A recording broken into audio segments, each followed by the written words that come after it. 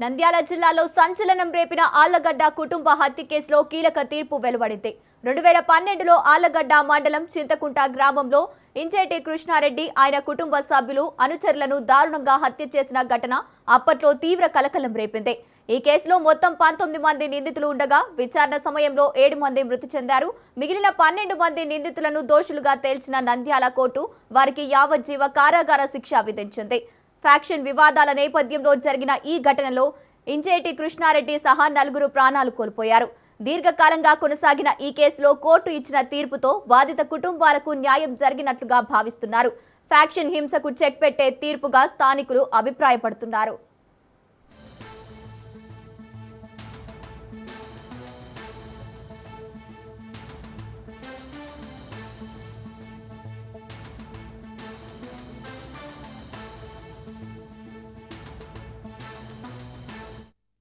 నంద్యాల జిల్లాలో సంచలనం రేపిన ఆళ్లగడ్డ కుటుంబ హత్య కేసులో కీలక తీర్పు వెలువడింది. 2012లో ఆళ్లగడ్డ కుటుంబం చింతకుంట గ్రామానికి చెందిన ఇంచేటి కృష్ణారెడ్డి ఆయన కుటుంబ సభ్యులు అనుచరులను దారుణంగా హత్య చేసిన ఘటన అప్పట్లో తీవ్ర కలకలం రేపింది. ఈ కేసులో మొత్తం 19 మంది నిందితులు ఉండగా విచారణ సమయంలో 7 మంది మృతి చెందారు. మిగిలిన 12 మంది నిందితులను దోషులుగా తేల్చిన నంద్యాల కోర్టు వారికి యావజ్జీవ కారాగార శిక్ష విధించింది. ఫ్యాక్షన్ వివాదాల నేపథ్యంలో జరిగిన ఈ ఘటనలో ఇంచేటి కృష్ణారెడ్డి సహా 4 ప్రాణాలు కోల్పోయారు.